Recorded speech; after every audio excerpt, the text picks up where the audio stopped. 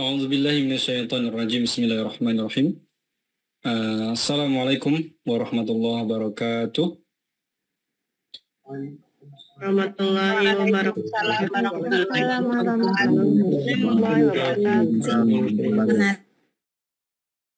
Suara saya terdengar jelas Bapak Ibu ya. Mohon di feedback di kolom chat jika ada kendala. Kalau suaranya nggak jelas, tolong diberitahu.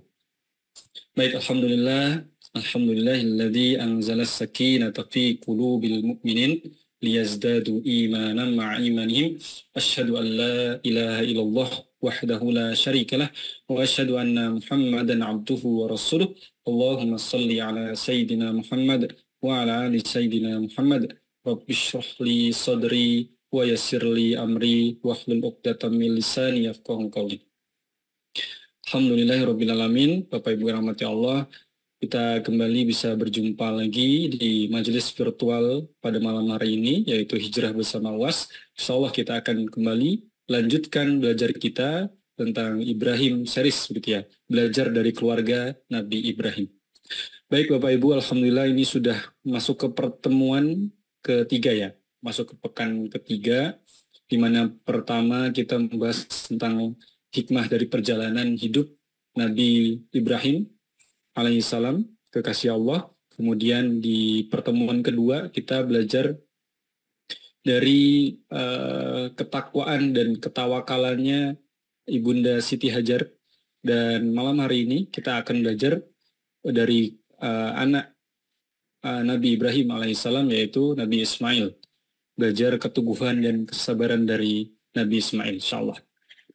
Bapak Ibu rahmati Allah, pertama tentu kita harus bersyukur kepada Allah Subhanahu wa taala. Saya mengajak Bapak Ibu semuanya untuk senantiasa menghadirkan rasa syukur itu dalam kehidupan kita. Masya Allah, alhamdulillah kita diberikan waktu yang luang dan juga kesehatan sehingga malam hari ini kita bisa kembali berjumpa.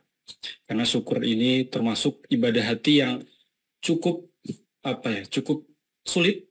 Kenapa sulit? Kalau sabar itu ibadah yang gampang sekali karena memang tidak ada pilihan. Dia ibadahnya hanya jangka pendek. Ini saya dapat dari guru kami ya. Jangka pendek. Ibadah sabar itu hadir ketika ada musibah saja. Tapi kalau syukur itu sepanjang Allah berikan nikmat. Saking sulitnya syukur, itu sampai Nabi mengajarkan doanya tiap hari, sehari itu dibaca 5 kali. Ya, sebadah sholat itu Nabi mengajarkan Allahumma a'inna ala zikrika syukrika wa husni ibadatik. Ya Allah, tolonglah kami agar bisa bersyukur, agar bisa berzikir, bersyukur, dan ibadah yang khusyuk. Itu doa yang Nabi ajarkan tiap ba'da sholat 5 kali kita baca. Makanya syukur ini bukan hanya sebatas di lisan, tapi juga ini ibadah hati, ibadah tindakan. Salah satu bentuk syukurnya adalah apa yang diberikan oleh Allah Subhanahu wa taala itu kita gunakan untuk yang dicintai Allah. Ya, contohnya hari ini kita diberikan waktu yang luang, kita gunakan waktu kita untuk belajar. Ya, Allah Subhanahu wa taala mengkaruniakan kepada kita internet, kita gunakan untuk Zoom malam hari ini. Insya Allah ini sesuatu yang dicintai Allah Subhanahu wa taala. Itulah bentuk syukur yang sesungguhnya, mengoptimalkan apa yang sudah Allah titipkan kepada kita kepada sesuatu yang Allah cintai. Yang kedua, kita bersolawat kepada Nabi SAW dengan lafaz Allahumma sholli ala Muhammad wa ala ali Muhammad. Bapak Ibu rahmati Allah, malam hari ini kita akan kembali lanjutkan kelas kita. Seperti biasa, saya mengajak Bapak Ibu untuk open kameranya, wujud adab kita pada guru yang sudah bersedia memberikan ilmu, yang sudah menyempatkan waktu mau berbagi ilmu. Ya, jangan sampai karena kita mengabaikan yang namanya keridoan guru, ilmu jadi nggak nyampe gitu. Jadi kalau guru tuh udah ridho, insya Allah gampang ilmu nyampe gitu. Jadi jangan nyambil-nyambil, sebisa mungkin kita fokuskan dulu. Ngaji kurang lebih hanya 1 jam gitu ya. 1 jam kita belajar bersama guru kita, simak dengan seksama, siapkan buku catatan, kemudian open kameranya gitu ya, open kameranya, dan kalau bisa sudah dalam kondisi yang suci yaitu berwudu.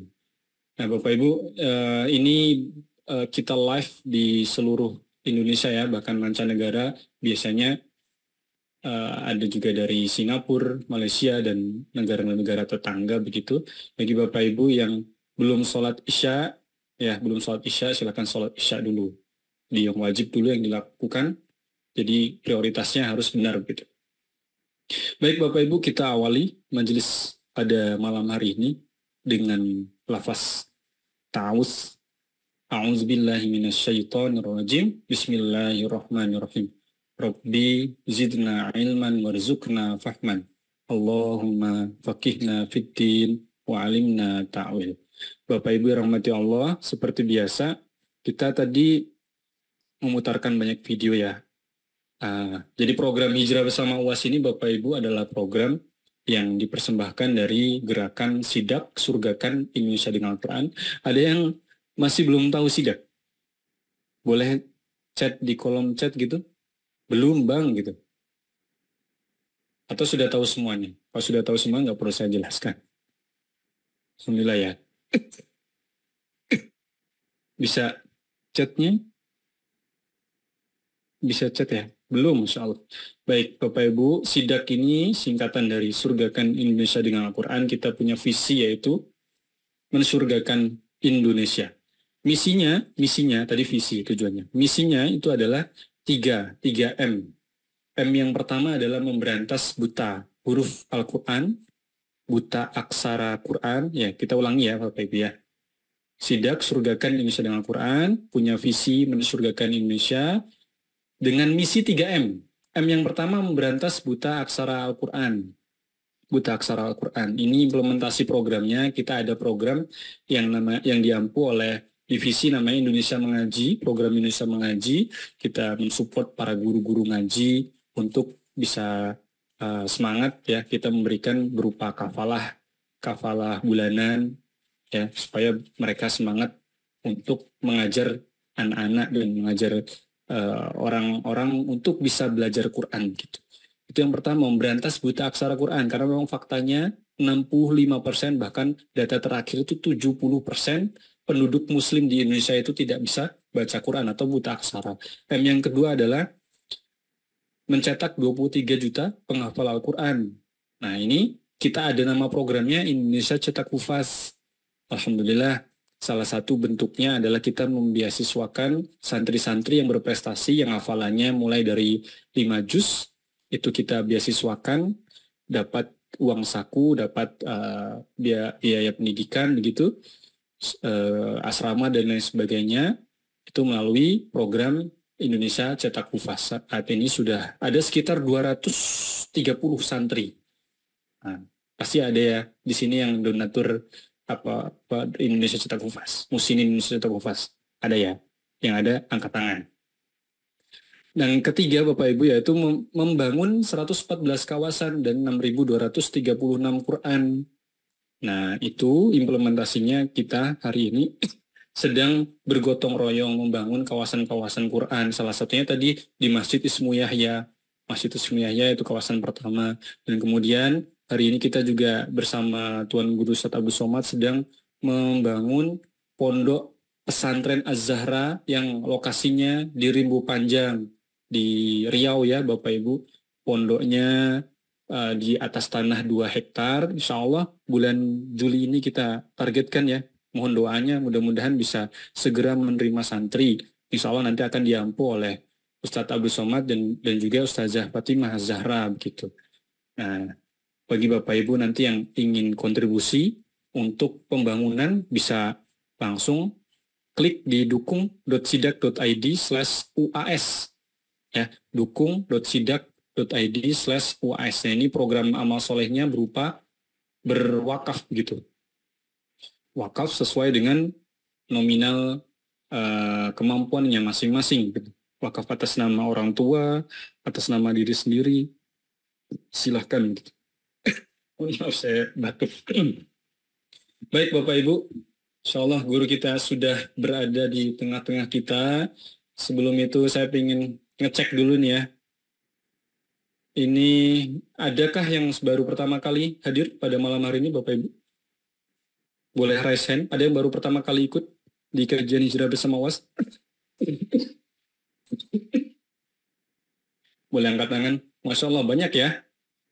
Baik, Masya Allah. Mudah-mudahan istiqomah ya. Insya Allah kajian ini tiap hari Selasa Bapak Ibu. Tiap hari Selasa insya Allah kita belajar bersama via online. Kita menyediakan nanti di akhir sesi tanya jawab Bapak Ibu yang pengen bertanya langsung ke Tuan Guru. Insya Allah kita kasih kesempatan. Tapi ya ini ngantri gitu ya, ganti-gantian gitu. Biasanya yang sudah sempat bertanya, kita ganti yang lain. Supaya yang lain kebagian. Bapak Ibu, saya izin share Bapak Ibu video progres terakhir pembangunan Pondok Pesantren Az-Zahra. Barangkali Bapak Ibu ingin bersodakoh, berwakaf malam hari ini, sehingga Bapak Ibu tahu apa yang sedang kita perjuangkan, apa yang sedang kita bangun. Mohon berkenan untuk menyimak video 1 menit. Assalamualaikum warahmatullahi wabarakatuh, Bapak, Ibu, Abang, Kakak, Adik, Sahabat, Jamaah semua. Hijrah bersama Ustaz Abdul Somad. Hari ini petang hari Selasa 30 April 2024. Ini adalah per 30 April petang Selasa nanti malam. Kita akan ketemu di Hijrah bersama Ustaz Abdul Somad melalui online. Ini sengaja kami ambilkan gambar petang ini untuk melihat. Beginilah suasana terakhir sekarang. Finishing bagian depan, dalam sudah pasang keramik. Untuk kamar, lemari juga sudah diisi. Insya Allah 36 kamar, bawah 2, lantai 1, lantai 2, lantai 3, lantai 4, satu lantainya 9 kamar, 36 kamar. Insya Allah akan diisi oleh santri penghafal Quran pada bulan Juli akan masuk sini. Mohon support semua jamaah. Support dan doa berkah selalu. Barakallahu fikum. Wassalamualaikum warahmatullahi wabarakatuh. Bagi Bapak Ibu yang ingin kontribusi, langsung saja klik link yang sudah kami bagikan tadi di kolom chat Bapak Ibu ya.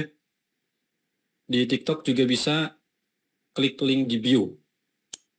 Nah itu dia, dukung.sidak.id/UAS. Insya kalau misalkan Bapak Ibu ada pertanyaan, tanyakan saja ke admin yang sudah mengirimkan link Zoom-nya kepada Bapak Ibu semuanya. Insya Allah, guru kita sudah berada di tengah-tengah kita. Nanti bisa di-save dulu ya linknya ya. Save dulu, barangkali mau di-share ke saudara atau ke orang lain juga boleh. Semoga jadi amal jariah. Insya Allah kita malam hari ini belajar dari keluarga Nabi Ibrahim. Pertemuan pertama kita belajar tentang hikmah dari perjalanan Nabi Ibrahim alaihissalam, kekasih Allah. Kemudian yang kedua kita sudah mendalami hikmah, memetik hikmah dari kehidupan Siti Hajar. Dan yang akan kita pelajari pada malam hari ini adalah tentang keteguhan dan juga kesabaran Nabi Ismail alaihissalam sebagai hamba Allah dan tentunya sebagai anak, begitu ya. Insya Allah guru kita sudah berada di tengah-tengah kita.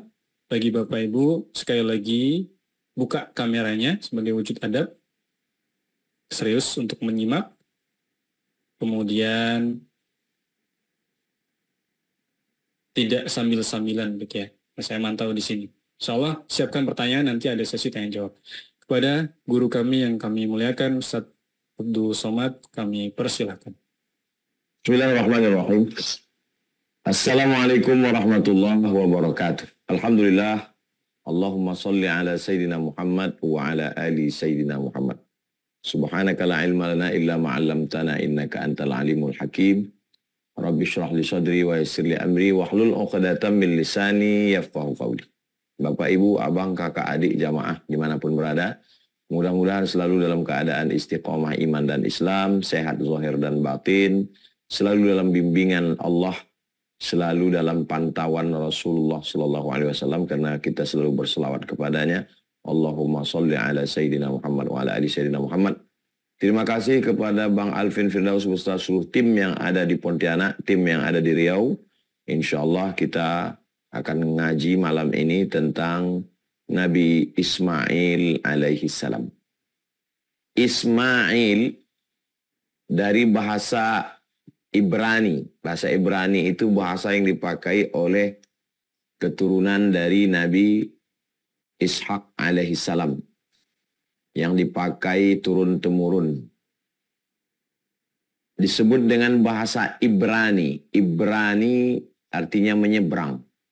Karena Nabi Musa alaihissalam menyeberang dari Mesir menuju Palestina. Itu salah satu pendapat. Ibri artinya menyeberang. Ibrani dinisbatkan kepada orang yang menyeberang. Bahasa orang-orang yang menyeberang dari Mesir ke Palestina. Disebut dalam bahasa Inggris Hebrew language. Bahasa Hebrew. Bahasa Ibrani. Bahasa Ibraninya Ishmael. El artinya Tuhan. Israel, Israfel, Mikael, Ishmael, El Tuhan. Israel, El artinya Tuhan. Ishma artinya mendengar. Jadi kalau bahasa Arabnya Sami Allah, Allah mendengar. Ismail, Allah mendengar. Karena Nabi Ibrahim alaihissalam berdoa kepada Allah, Rabbi habli minas solihin. Berikanlah aku anak yang soleh.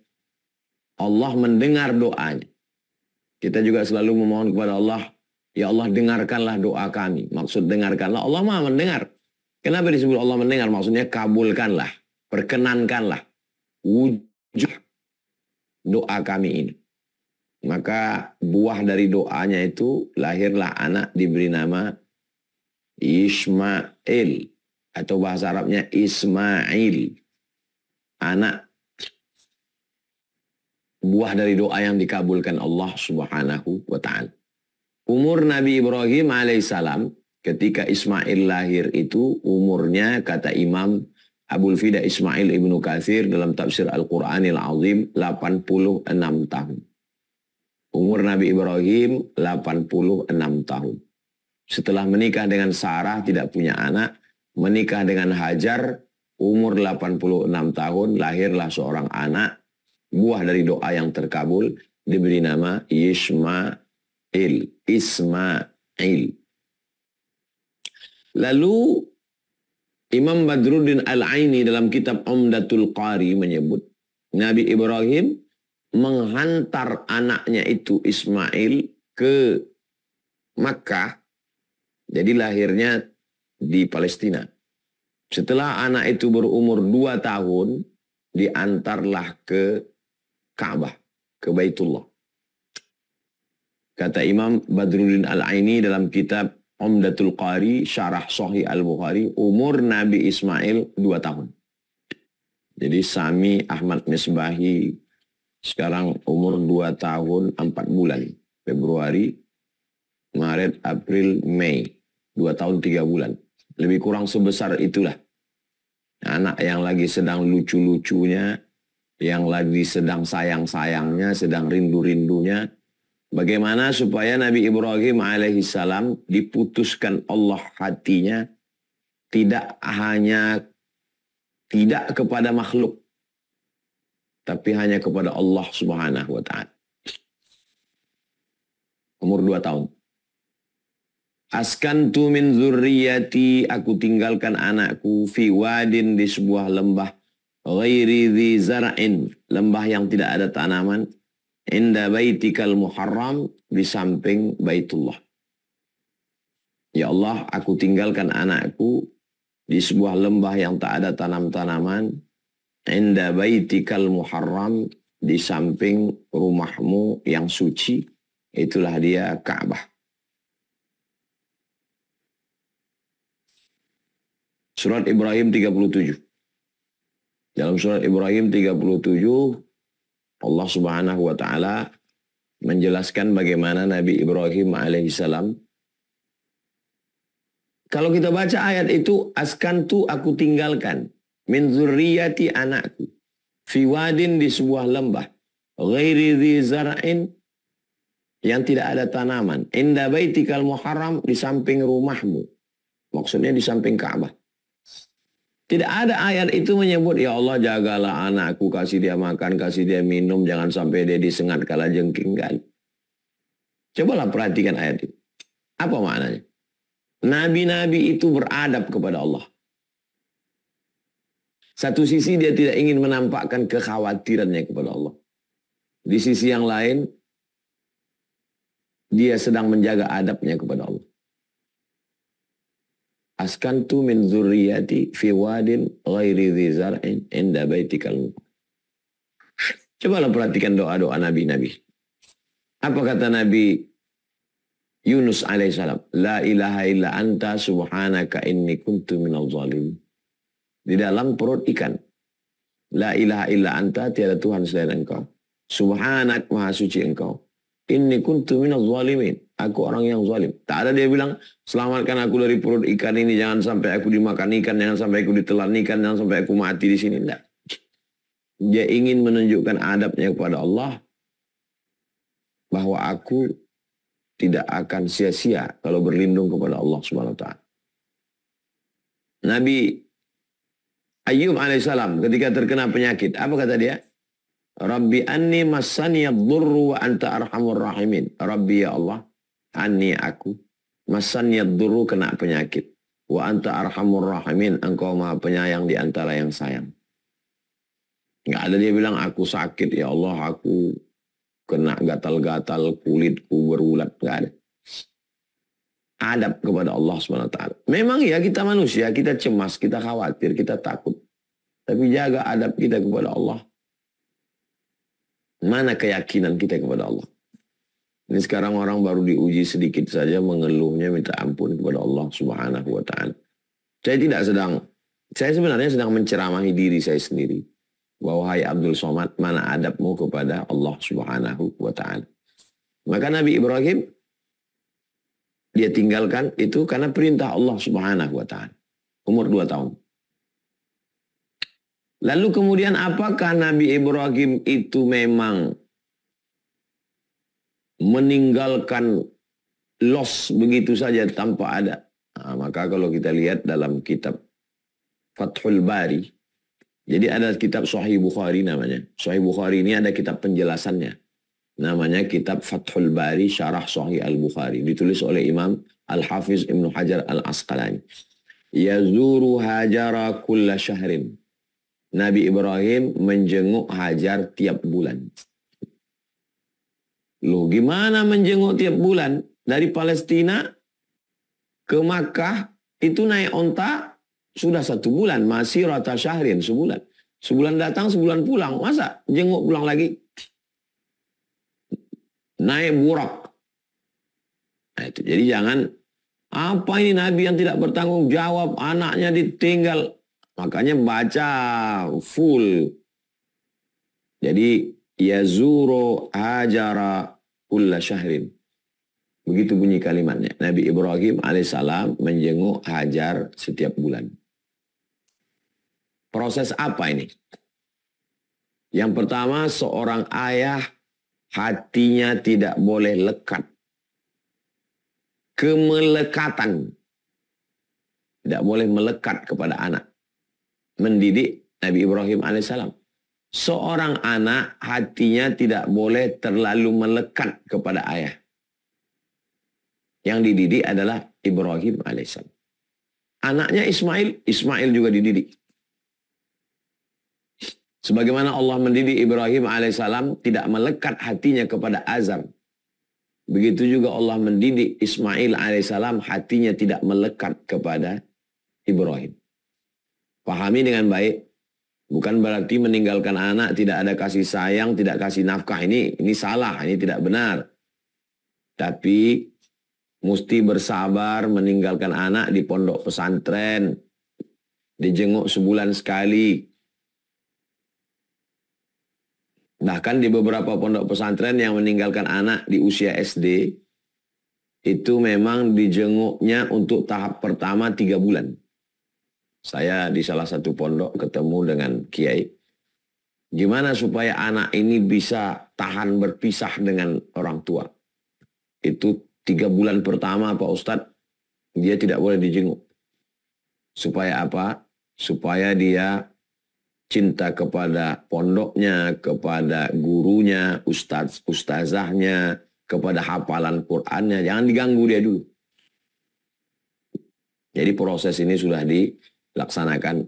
Bagaimana dengan Nabi Muhammad SAW? Lebih kuat lagi. Nabi Muhammad itu dilepaskan dari kemelekatan kepada Abdullah. 2 bulan dalam kandungan. Dinyanyikan oleh Habib Syekh. 2 bulan dalam kandungan. Meninggal ayahnya Abdullah. Jadi Nabi Muhammad SAW itu dilepaskan dari kemelekatan dengan ayah. Di saat sedang rindu-rindu sayang-sayang dengan ibu, dilepaskan dari kemelekatan dengan ibu. Anaknya semua meninggal ketika dia masih hidup, kecuali 1, Fatimah. Fatimah meninggal 6 bulan setelah Nabi Muhammad SAW meninggal. Dilepaskan dari kemelekatan dengan istri Khadijah. Di saat dia perlu support dakwah, disitulah 2 meninggal. Yang pertama, Abu Talib pamannya, support dakwahnya, backupnya. Yang kedua Khadijah yang menyelimutinya, yang memberikan bantuan materi. Jadi kita memang jangan sampai hati kita melekat kecuali hanya kepada Allah Subhanahu wa taala. Saya sedang menceramahi diri saya. Abdul Somad, jangan melekat anakmu, istrimu, ayahmu, ibumu. Berat memang. Saya sampai sekarang masih ingat dengan ayah saya, dengan ibu saya, almarhumah emak saya. Tapi kita sedang berusaha. Ya bertahap dulu, paling tidak ketika meninggalkan anak ini. Untuk proses pendidikan. Bukan karena kita jahat, bukan karena kita ingin menyiksa dan lain sebagainya. Jadi ini dalam kisah nabi-nabi itu ada proses pendidikan yang diajarkan oleh Allah Subhanahu wa taala melalui nabi-nabi. Faqsusil qasasa la'allahum yatafakkarun. Ceritakan kisah-kisah ini, mudah-mudahan mereka berpikir. Kita lanjutkan. Falamma balagha ma'ahu sa'ya. Ketika usia Ismail sudah sampai as-sa'ya. As-sa'ya artinya sudah bisa berusaha. Tidak ada satupun riwayat, hadis, pendapat ulama menyebut umur berapa. Tapi umur usaha itu biasanya dikaitkan dengan akil balik. Laki-laki dengan perempuan agak berbeda. Perempuan disebutkan umur 9. Dia sudah, mohon maaf, mengalami menstruasi. Laki-laki lebih tinggi lagi. 10, 11, 12, 13, 14. Jadi kira-kira di usia-usia falamma balagha ma'ahu sa'ya. Ketika dia sudah berusaha. Umur orang sudah bisa berusaha. Usia belasan lah. Nah, maka disitulah datang Nabi Ibrahim alaihissalam. Bukan datang untuk menjenguk. Karena kalau datang tiap bulan dia datang. Datang untuk melaksanakan perintah Allah Subhanahu wa ta'ala. Ya bunayya, wahai anakku. Inni ara fil manam. Aku melihat dalam mimpiku. Anni azbahuka. Aku menyembelih lehermu. Fanzur madza tara, apa pendapat? Apa jawab anaknya? Ya abati, wahai ayahku, if'al ma tu'mar, laksanakan perintah Allah. Satajiduni insyaallahu minas sabirin. Insyaallah kau dapati aku termasuk orang yang sabar. Kenapa sabar? Kenapa Allah beri Ibrahim seorang anak yang sabar? Karena Ibrahim bersikap sabar menghadapi ayahnya. Orang yang sabar akan diberikan balasan yang sabar. Apa kesabaran Ibrahim?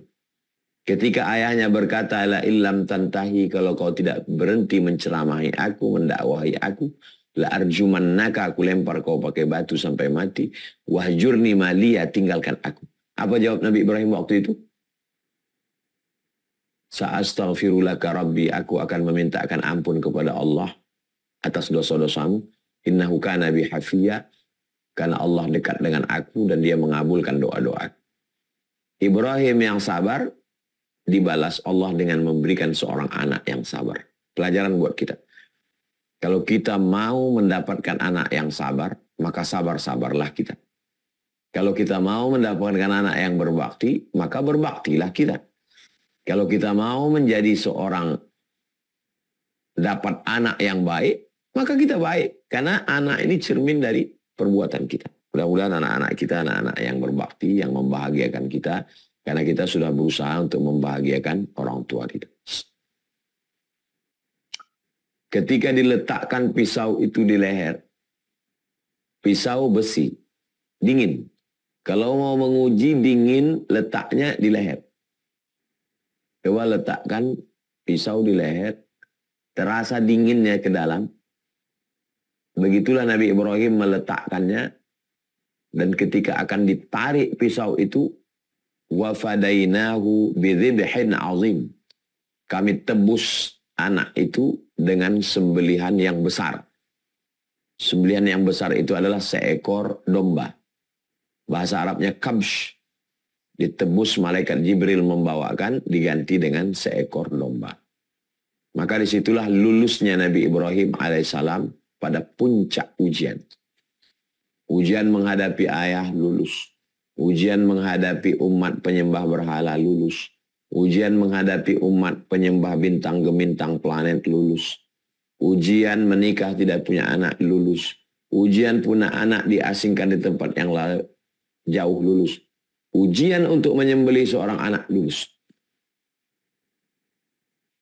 Lalu kemudian Nabi Ibrahim alaihissalam bersama Nabi Ismail alaihissalam, setelah dua orang ini lulus, ayahnya Ibrahim lulus, anaknya juga lulus, dua orang yang sudah lulus fit and proper test, layak untuk melanjutkan peradaban yang lebih besar.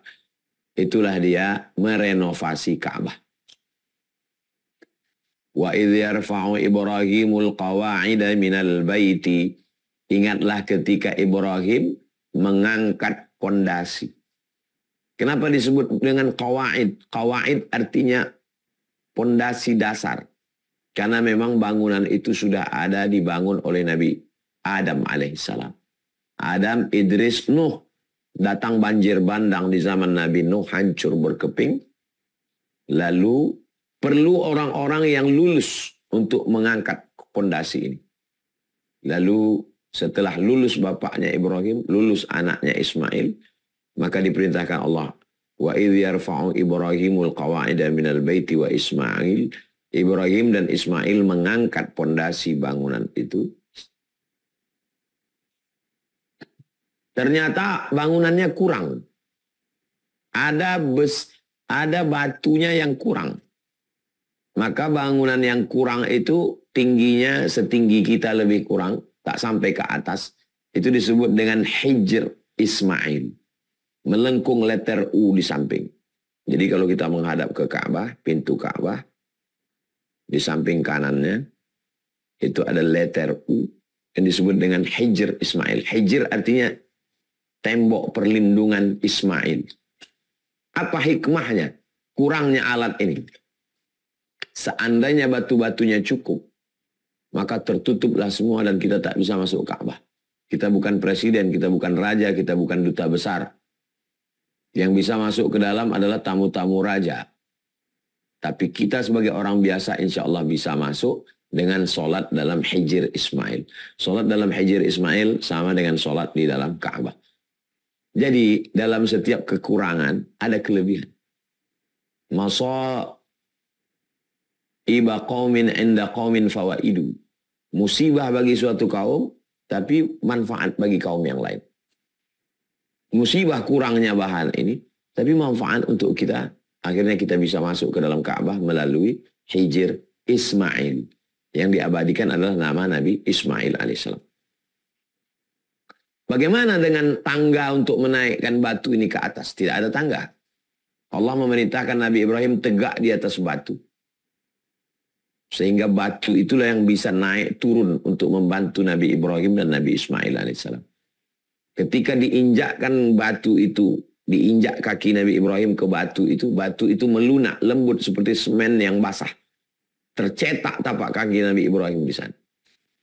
Maka Allah berfirman, "Wattakhidhu mim maqami Ibrahim musalla." Jadikanlah makam Ibrahim sebagai tempat sholat. Maqam artinya tempat tegak. Qama berdiri. Yaqumu qiyaman. Qaimun maqam. Maqam artinya tempat tegak. Menghadap ke arah Ka'bah. Kalau kita lihat di samping Ka'bah, di depan pintu Ka'bah, ada bangunan kecil, tempat tapak kaki Nabi Ibrahim alaihissalam. Dianjurkan untuk sholat sunat di belakang makam Ibrahim, sholat sunat setelah tawaf. Kalau tidak bisa, setentang. Wattakhidhu min maqami Ibrahim musalla. Jadikanlah makam Ibrahim sebagai tempat sholat. Setelah selesai pembangunan renovasi Ka'bah, Nabi Ibrahim alaihissalam meminta kepada Allah subhanahu wa ta'ala, wa arina manasikana wa tub alaina. Wa arina, ya Allah tunjukkan kepada kami manasikana. Inilah asal dari kata manasik. Tunjukkan kepada kami bagaimana cara ibadahnya. Maka Allah mengirim malaikat Jibril alaihissalam mengajarkan cara beribadah. Itulah yang turun-temurun dari Nabi Ibrahim ke Nabi Ismail, turun sampai kepada Nabi Muhammad sallallahu alaihi wasallam.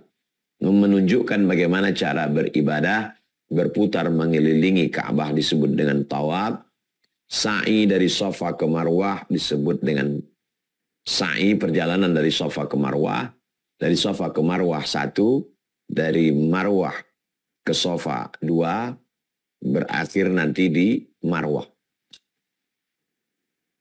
Wa tub alaina, terimalah taubat silap salah kami ya Allah subhanahu wa ta'ala. Setelah diperlihatkan cara beribadahnya, Nabi Ibrahim alaihissalam diperintahkan Allah untuk memanggil seluruh umat manusia.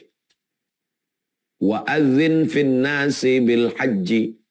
Wa adzin, azan panggilan. Wa adzin, panggillah. Wa adzin, panggil wahai Ibrahim. Wa adzin fin nasi bil haji, panggil manusia ini untuk melaksanakan haji. Kalau sudah kau panggil mereka, ya'tuka rijalan, mereka akan datang rijalan, berjalan kaki. Wa ala kulli dhamir, naik onta yang kurus. Ada yang datang berjalan kaki, ada yang datang naik onta yang kurus. Ya'tina min kulli fajjin amiqa, mereka akan datang walaupun dari lembah yang sangat dalam. Lembah yang sangat dalam, yang paling jauh di seluruh penjuru dunia akan berdatangan ke sana. Bukti kebenaran Islam sampai hari ini. Beribu, berjuta, puluhan juta, bermiliar manusia berdatangan. Kalau tidak ada kuota dari pemerintah Saudi Arabia, meledak itu kota Makkah Al-Mukarramah. Semua orang akan datang. Pekanbaru Riau yang datang berangkat sekarang itu rata-rata store 2012. Kemarin ketemu jamaah haji, Bapak, Ibu, store kapan? 2012. Yang store 2024 ini 24 tahun lagi baru bisa berangkat. 2024, 2048 baru bisa berangkat. Karena kuota yang begitu panjang. Panggilan Nabi Ibrahim. Di mana Nabi Ibrahim memanggil? Nabi Ibrahim memanggil dari atas Jabal Abi Qubais. Bukit yang tinggi 2 di kota Makkah. Pertama Jabal Qu'aiqi'an, yang satu Jabal Abi Qubais. Ini bukit Safa, ini bukit Marwah. Ini Safa, ini Marwah. Ka'bah di tengah. Safa, Marwah. Di belakang bukit Safa ini, kalau kita berdiri ke arah Ka'bah di atas bukit Safa, di belakang bukit Safa ada namanya Jabal Abi Qubais. Sekarang sudah dipotong. Di atasnya ada istana Raja Fahad. Naik Nabi Ibrahim alaihissalam ke atas Jabal Abi Qubais, memanggil anak cucu keturunan Nabi Ibrahim, Adam alaihissalam. Wa adzin, panggil mereka ya Ibrahim. Maka orang yang dipanggil itu bahasa Arabnya, sambutannya kalau dipanggil, ya Abdus Samad, wahai Abdus Samad. Jawabannya labbaik. Labbaik artinya aku sambut panggilan. Itulah mengapa kita labbaik Allahumma labbaik, labbaik la syarika laka labbaik, innal hamda wan ni'mata laka wal mulk la syarika lak. Labbaik Allahumma labbaik, labbaik la syarika laka labbaik, labbaik Allahumma, kami sambut, aku sambut panggilanmu, labbaik la syarika lak, tidak ada sekutu bagimu, innal hamda, segala puji-pujian, wan ni'mata, segala nikmat, laka wal mulk, segala kekuasaan punya engkau. Kenapa pujian? Karena kita yang ke sana pulang pasti dipuji orang. Nikmata, nikmat ibadah. Wal mulk, kekuasaan. Laka, punya engkau, bukan punya saya. La syarika lak, tiada sekutu bagi. Kemudian Nabi Ibrahim berdoa kepada Allah, Rabbi ja'al hadzal balada aminan. Ya Allah, berikan negeri ini aminan, aman. Warzuq ahlahu, berikan rezeki kepada penduduk Makkah minas samarat, buah-buahan. Warzuq ahlahu, berikan penduduk Makkah ini buah-buahan. Tidak ada disebut pokok kayu. Kenapa disebut buah-buahan? Sampai hari ini di Makkah kita melihat buah-buahan banyak sekali, tapi tidak melihat pohonnya. Di tempat kita pohonnya banyak sekali, buahnya enggak ada. Begitulah Allah Subhanahu wa taala mengabulkan doa Nabi Ibrahim. Warzuq ahlahu minas samarat. Allah memberikan nikmat aman dan diberikan nikmat buah-buahan. Negeri kita hijau, sejuk, gemah ripah, loh jenawi, tongkat dan batu jadi tanaman, sungai, air terjun. Di sana yang kering kerontang, tapi karena keberkahan yang luar biasa, tanah termahal di dunia. Bukan Las Vegas, bukan New York. Tapi tanah termahal adalah kota Makkah dan kota Al-Madinah Al-Munawwarah. Kamar-kamar kecil. Begitulah kenikmatan yang diberikan Allah Subhanahu wa ta'ala. Bagaimana dengan orang-orang yang jahat, orang-orang yang ingkar? Kan tidak semuanya orang di Makkah itu baik, ya. Andai ada yang jahat, faman kafara, siapa yang ingkar, fa umatti'uhu qalilan, aku akan memberikan dia nikmat qalil, sedikit. Jadi kalau ada orang yang melihat ini orang kenapa nakal, nasibnya baik, lahir di Mekah, cuman punya kos-kosan kamar satu tapi duitnya banyak. Doa Nabi Ibrahim, faman kafara, siapa yang ingkar, fa umatti'uhu, aku berikan dia nikmat qalilan, sedikit, summa attarruhu, tapi setelah itu dia akan aku masukkan ke dalam azab, kata Allah Subhanahu wa ta'ala. Nabi Ismail alaihissalam meninggal dalam usia 137 tahun. Begitu menurut beberapa riwayat. Lalu kemudian Nabi Ismail alaihissalam punya keturunan, salah satunya bernama Adnan.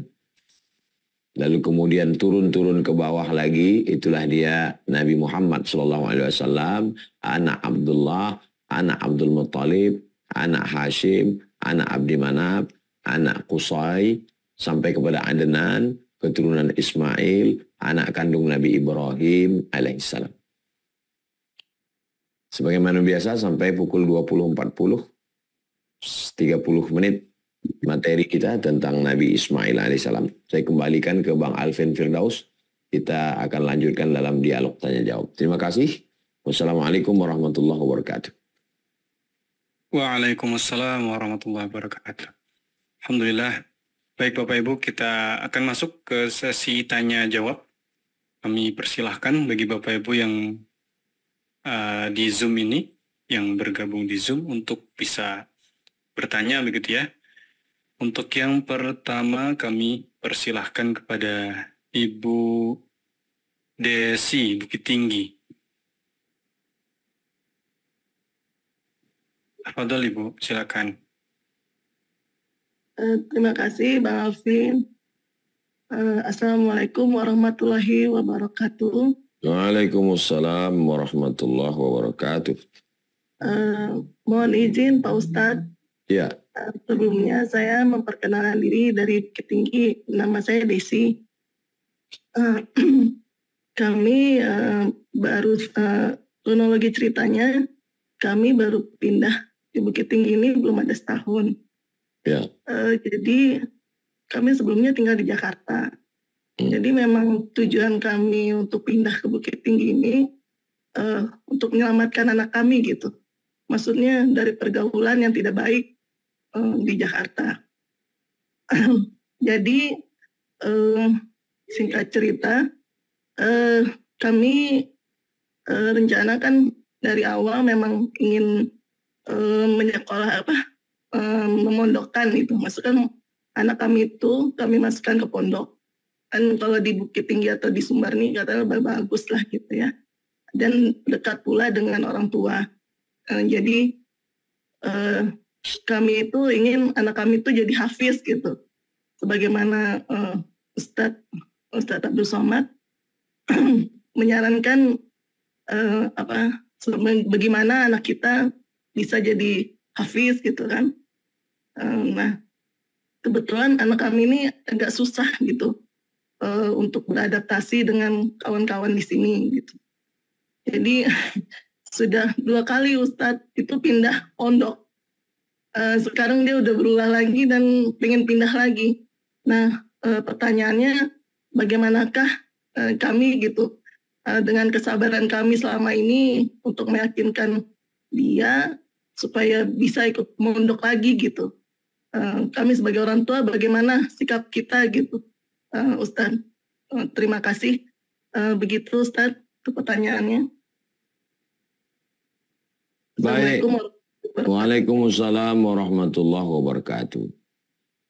Bukit Tinggi, Padang Panjang, Payakumbuh adalah tempat yang sangat nyaman untuk belajar. Karena alamnya sejuk. Banyak kakak-kakak kelas kami di Mesir, ada Ustadz Buya Jel Fatullah, punya pondok pesantren di Padang Panjang, Al-Muwahhidun. Ada Ustadz Akhir Zaman, Ustadz Zulkifli M. Ali di Payakumbuh. Ada Ustadz Maududi, kakak kelas kami di Mesir, itu ICBS, Insan Cendikia di Harau. Ya. Ada pondok di Padang Ar-Risalah, Ustadz Irsyad Safar. Beliau S2-nya jurusan pendidikan Islam di Universitas Kairo. Nah, jadi memang Bukit Tinggi, Padang Panjang, dari dulu memang tempat belajar. Ayah Buya Hamka bernama Abdul Karim Amrullah, itu mengelola pendidikan dulu namanya Tawalib. Sampai sekarang Tawalib masih ada. Salah satu murid dari Syekh Mahmud Yunus. Syekh Mahmud Yunus adalah orang Indonesia yang tamat pertama sarjana bahasa Arab tahun 1925. 20 tahun sebelum Indonesia merdeka. Beliau tamat 1925 dari Al-Azhar Kairo, pulang ke Tawalib Padang Panjang. Salah satu murid beliau bernama Kiai Haji Imam Zarkashi, yang pulang ke Ponorogo, salah satu Trimurti Kiai Pondok Pesantren Darussalam Gontor Ponorogo. Nah, jadi memang Sumatera Barat tempat pendidikan yang baik. Jadi menyekolahkan anak ke bumi Minangkabau sangat baik, sangat bagus. Adapun anak yang tidak betah, kita ajak berdialog, kita doakan, sholat sunat hajat malam, diajak dia bercerita apa sebenarnya yang terjadi. Saya tidak membenarkan perbuatan anak yang pindah-pindah. Tapi almarhumah ibu saya orang yang sangat sabar menyekolahkan saya. Saya dari kelas 1 sampai kelas 3 SMP itu di Muallimin Al-Wasliyah Medan, Sumatera Utara. Masuk kelas 1 SMA itu pesantren Darul Arafah, Medan. Masuk kelas 2 SMA pindah ke Muallimin Al-Jam'iyatul Wasliyah, Medan. Masuk kelas 3 pindah ke Madrasah Aliyah Nurul Falah Air Molek Indragiri Hulu Riau. Coba ibu hitung berapa sekolah saya, 4. Tapi ini bukan menjadi pembenaran buat anak-anak untuk pindah sekolah, enggak. Saya merasakan pindah sekolah itu susah untuk menyesuaikan diri dengan teman baru, guru baru, lingkungan baru. Tapi ibu saya amat sangat sabar. Sampai ketika pindah dari Medan, dari Madrasah Muallimin, saya tidak sekolah 5 bulan. Beliau mencarikan sekolah, beliau pergi ke Medan mengurus surat pindah. Beliau mencarikan guru yang mau menerima saya karena saya pindah tidak bawa surat. Nah, jadi kesabaran ibu untuk menyekolahkan anak berbuah manis di masa akan datang, insya Allah. Segala usaha. carikan gurunya, carikan sekolah yang baik, doakan tiap malam, bertawasul dengan solawat, bertawasul dengan sodakoh, bertawasul dengan sholat sunat hajat, bertawasul dengan segala doa-doa kepada Allah, Asmaul Husna, supaya dilembutkan Allah hatinya. Tidak ada yang sulit bagi Allah. Allah hanya sedang menguji, mudah-mudahan sujud ibu lebih lama, munajat ibu lebih dalam kepada Allah Subhanahu wa taala. Mudah-mudahan Allah menjaga anak-anak kita insyaallah. Demikian, wallahu a'lam bishawab. Amin. Amin. Terima kasih Ustaz. Barakallah. Mudah-mudahan terjawab Ibu Desi ya. Kita lanjut untuk penanya berikutnya supaya waktunya efisien. Berikutnya saya persilakan pada Bapak Abu Raid dari Jakarta Selatan. Silakan Bapak.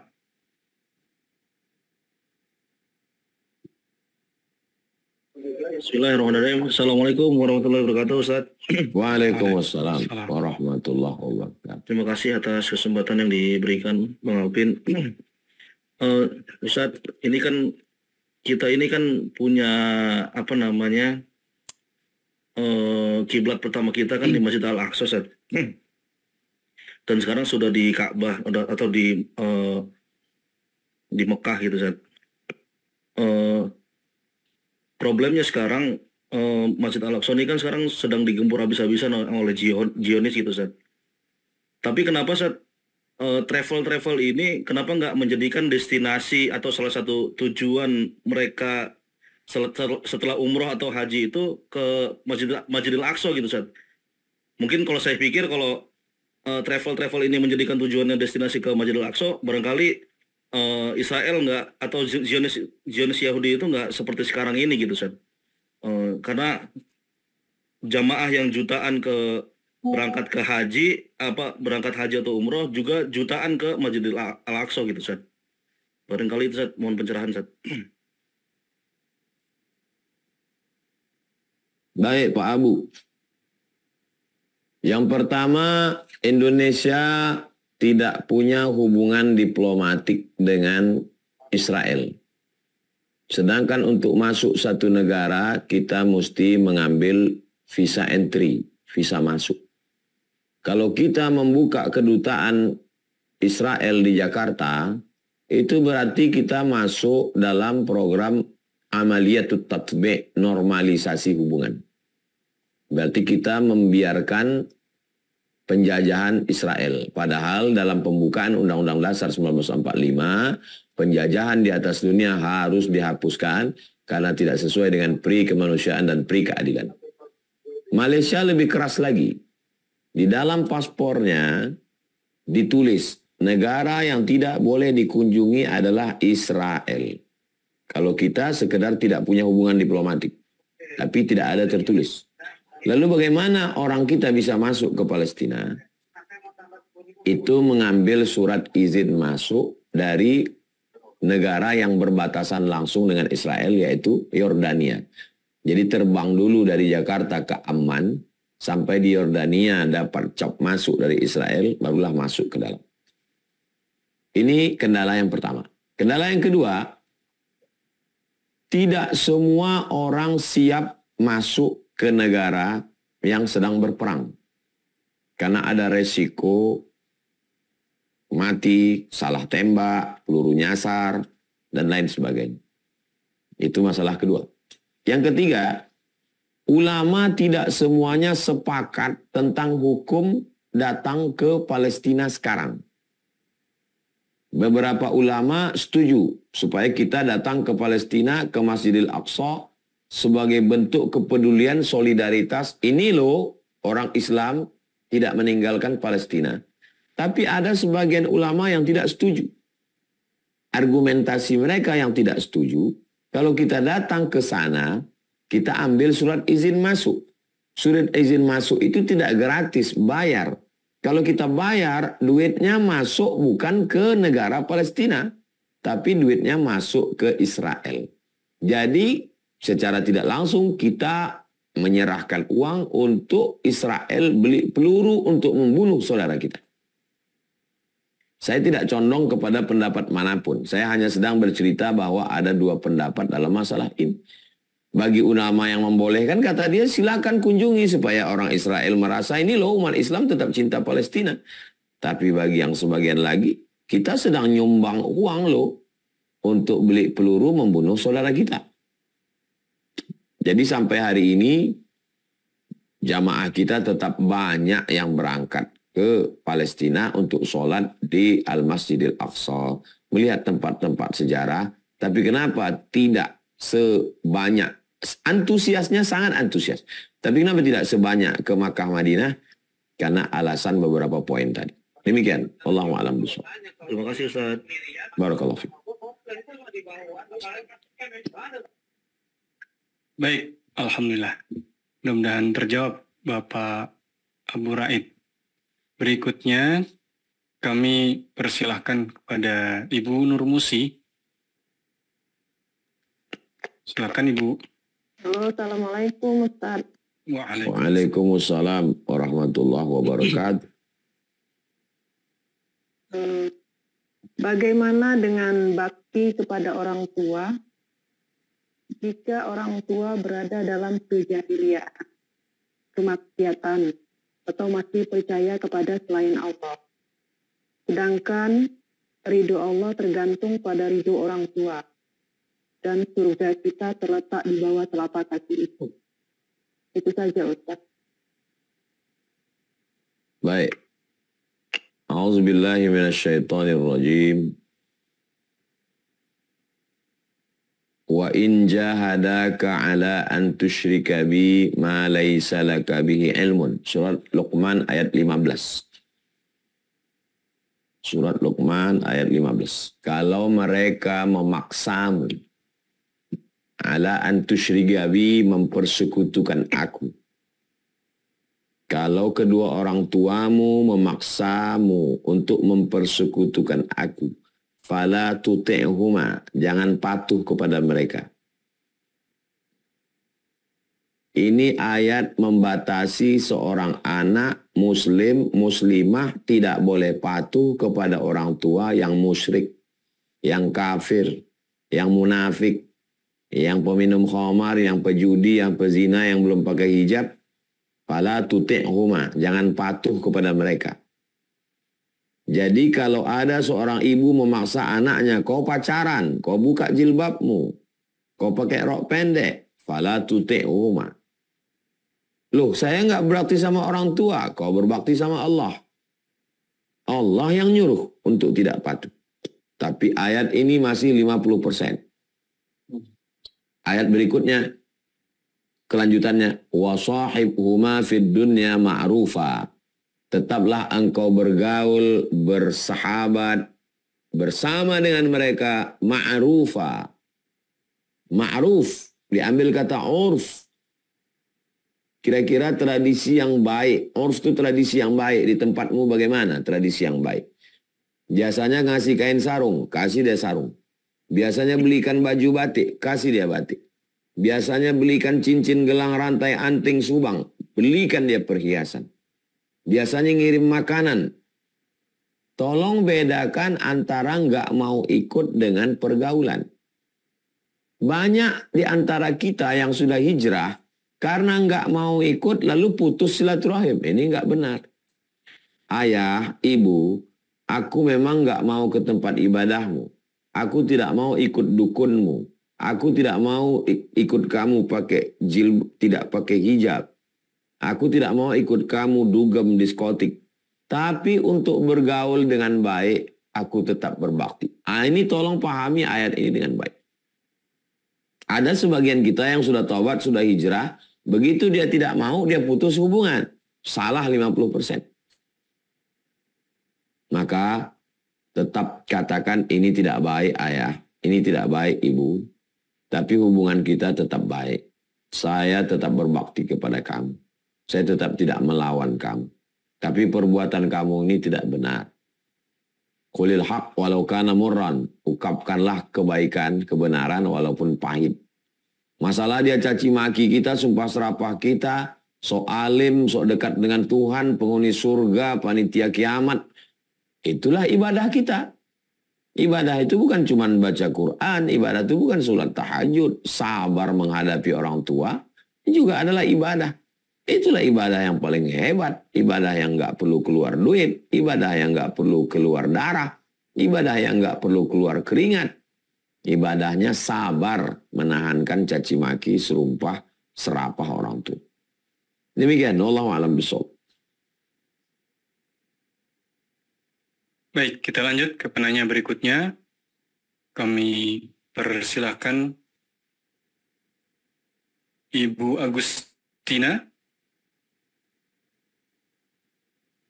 Ya. Bismillahirrahmanirrahim. Assalamualaikum warahmatullahi wabarakatuh. Waalaikumsalam warahmatullahi wabarakatuh. Semoga Ustadz, keluarga dan Bang Alvin dan semua tim dalam keadaan sehat walafiat, dimudahkan dakwahnya dan dimudahkan segala urusannya. Afwan Ustadz izin bertanya, sebagaimana yang saya tahu, Nabi Ibrahim kan berdakwah dengan mendapat dukungan dari istrinya. Bahkan bahkan Nabi Ibrahim disebut sebagai bapaknya para nabi. Bahkan Nabi Muhammad pun berasal dari keturunan beliau. Sedangkan Nabi Nuh alaihissalam yang tidak mendapat dukungan dari istrinya, pengikutnya hanya sedikit. Sedangkan pengikutnya Nabi Ibrahim alaihissalam karena mendapat dukungan dari istrinya, pengikutnya menjadi banyak, Ustaz. Yang pertanyaannya, seberapa berpengaruh dukungan atau support istri untuk suaminya yang sedang berdakwah? Itu aja, Ustaz. Terima kasih sebelumnya. Assalamualaikum warahmatullahi wabarakatuh. Waalaikumsalam warahmatullahi wabarakatuh. Syarat bahagia kata Nabi 3. Yang pertama, qalban syakira, hati yang bersyukur. Setelah hati bersyukur, yang kedua, lisanan dzakira, lisan yang berzikir. Setelah lisan berzikir, yang ketiga, zaujatan salihah, istri pendamping yang soleh. Jadi, setakwa-takwanya laki-laki, man tazawwaja, siapa yang menikah, faqad istakmala nisfal iman. Dia sudah menyempurnakan setengah iman. Apalagi dalam dakwah. Saya mesti keluar dalam 1 pekan, Jumat, Sabtu, Ahad, Senin pulang. 3 malam.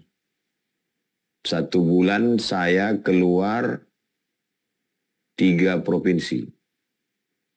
Berarti 3 malam, 3 malam, 3 malam, 9 malam saya di luar. Saya di rumah hari Selasa, Rabu, Kamis. Tapi Selasa ada tamu. Malam online. Rabu subuh kajian. Pulang kajian jamaah datang. Jadi kalau perempuan tidak sabar, bagaimana? Nah, makanya seorang da'i, dia yang dekat-dekat dulu. Wa anzir ashiratakal aqrabin. Berikanlah peringatan kepada keluarga dekatmu dulu.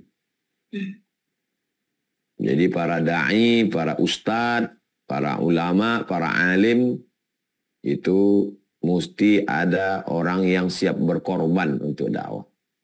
Korban perasaan, korban kasih sayang, korban pertemuan. Saya selalu sampaikan bahwa saya seperti kain pendek. Kain pendek ini kalau dipakai menutup kaki, terbuka kepala. Kalau dipakai menutup kepala, terbuka kaki. Saya tak sempurna. Tapi di balik ini ada hikmah. Supaya kalau saya mati, saya meninggal, santri, ustazah, anak-anak tidak terlalu kehilangan. Mereka mandiri karena sudah terbiasa. Waktu tetap dibagi dengan baik. Ada waktu untuk anak dan istri, ada waktu untuk jamaah sekitar Rabu subuh, ada waktu untuk pertemuan dengan yayasan dan guru-guru semua, dibagi job description, pertemuan bulanan, baca yasin, tahtim, tahlil, zikir, doa, kultum, laporan dari divisi TK, SD, SMP, aliyah, dapur, bangunan, media, keuangan. Jadi kita membangun sistem, jangan membranding ketokohan. Membranding ketokohan, tokohnya mati, hilang. Tapi kita buat sistem, bangun relnya, siapkan lokomotifnya, ada masinisnya. Masinis boleh mati, kereta api tetap berlari. Jangan sampai tokohnya habis, hilang. Nah, jadi saya berusaha untuk menerapkan itu. Insya Allah berkat doa jamaah semua, ustazah paham, anak santri mengerti, sahabat-sahabat yang berada dalam dakwah, waktu tetap kita bagi. Untuk tempat tinggal 4 kali subuh, baca Riyadhus Shalihin. Untuk anak santri 3 kali subuh, baca kitab Jalalain. Untuk yayasan tabung wakaf umat, Jumat Sabtu pekan kedua. Untuk pedalaman, bulan Februari dan bulan Agustus. Jadwal dalam 1 tahun, kita susun dari Januari sampai Desember. Brunei Darussalam tetap mengajar, Malaysia tetap ada kajian, setiap provinsi 1. Nah ini, jadi semuanya dapat. Nah ini saya ceritakan supaya saya tidak mengatakan saya sempurna. Kita penuh dengan kekurangan, tapi paling tidak kita bisa ambil iktibar pelajaran. Demikian, wallahu a'lam bishawab. Baik, alhamdulillah. Terima kasih atas jawabannya, Ustaz. Bapak Ibu rahmatullah, alhamdulillah yang sudah bergabung ini ya, terus bertambah ada 544 orang. Masih ada sesi tanya jawab ya untuk penanya-penanya berikutnya. Tapi sebelum kami lanjut Bapak Ibu, supaya info yang tadi tidak hilang ya Bapak Ibu yang tertinggal tadi. Jadi ada kesempatan peluang amal solih bagi Bapak Ibu, Ayah Bunda semuanya yang bergabung di Zoom ini dan juga di YouTube yang menyimak di YouTube. Ada program berwakaf Bapak Ibu atas nama orang tua atau atas nama pribadi di sidak ini. Jadi kita sedang bergotong royong untuk membangun pondok pesantren Az-Zahra, lokasinya di Riau Bapak Ibu. Kami izin untuk share screen dan inilah link yang bisa Bapak Ibu kunjungi begitu ya, dukung.sidak.id/UAS. Linknya kami tautkan Bapak Ibu di kolom chat. Di Bapak Ibu yang ingin ikut kontribusi, insya Allah semua transparansi di sini kami sampaikan. Nah, saya ingin mendemokan bagaimana tata cara untuk berdonasinya Bapak Ibu. Alhamdulillah tadi 46 menit yang lalu ya, Bapak Edward Maulana Sitompul saya wakafkan untuk almarhumah ayah saya, Mas Ripudin Sitompul, insya Allah. Dan banyak ini ada terrecord begitu ya dari riwayat orang yang berdonasi. Ini 10.000. Silakan Bapak Ibu yang ingin kontribusi berwakaf, langsung klik donasi sekarang. Nanti akan diarahkan ke sini. Silakan pilih nominal sesuai dengan kesanggupannya. Misalkan saya pilih nominal 50.000. Kemudian di sini diisi nama lengkapnya, nomor telepon, alamat email ini opsional. Yang wajib hanya nama lengkap dan nomor telepon. Kemudian kalau mau disembunyikan hamba Allah bisa centang yang ini. Pilih metode pembayarannya Bapak Ibu. Di sini ada dompet digital begitu ya. Atau virtual account, bank transfer. Insya Allah memudahkan Bapak Ibu semuanya supaya tidak terkena biaya admin gitu. Yang misalnya pilih menggunakan BRI begitu. Kemudian, nah di sini ada doa, Bapak Ibu bisa tuliskan. Nah setelah sudah, Bapak Ibu langsung klik lanjutkan pembayarannya. Kalau sudah, isi nama lengkap dan lain sebagainya. Insya Allah nanti akan ada admin berupa chatbot yang akan menghubungi Bapak Ibu semuanya. Kalau sudah nanti akan terrecord di sistem begitu. Kalau berhasil akan terrecord dan Bapak Ibu bisa melihat laporan-laporannya begitu. Baik, kita lanjutkan Bapak Ibu. Sebelum ke jamaah, saya izin bertanya dulu ya. Ustadz, saya ingin bertanya terkait tadi yang ayat yang Ustadz bacakan ya, ayat surat As-Saffat ayat 102 terkait peristiwa penyembelihan Nabi Ismail. Jadi kalau kita baca Ustaz ya, falamma balagha ma'ahus sa'ya qala ya bunayya inni ara fil manam. Ketika Ismail sudah sampai pada umur sanggup berusaha, lalu Nabi Ibrahim berkata, wahai anakku, sesungguhnya aku bermimpi bahwa aku menyembelihmu. Kemudian Nabi Ibrahim juga nanya gitu Ustaz ya, anni adbahuka fangdur madza tara. Pikirkanlah apa pendapatmu. Nah, ini unik jawabannya Nabi Ismail Ustaz. Qala ya abati fa'al ma tu'mar satajiduni insyaallahu minas sabirin.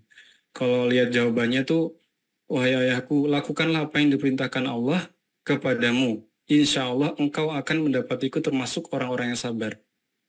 Yang saya ingin tanyakan, Ismail ini luar biasa Ustaz, sebagai seorang anak begitu manut gitu Ustaz, begitu nurut. Saya ingin bertanya, seperti apa sih parentingnya Nabi Ibrahim gitu Ustaz, sampai bisa menjadikan anak selevel Ismail begitu ketaatannya. Kalau kita berkaca dengan anak-anak hari ini gitu ya, untuk diajak sholat aja itu luar biasa sulitnya gitu Ustaz. Nah, mohon pencerahannya Ustaz. Apa kira-kira kunci pendidikan dari Nabi Ibrahim gitu Ustaz?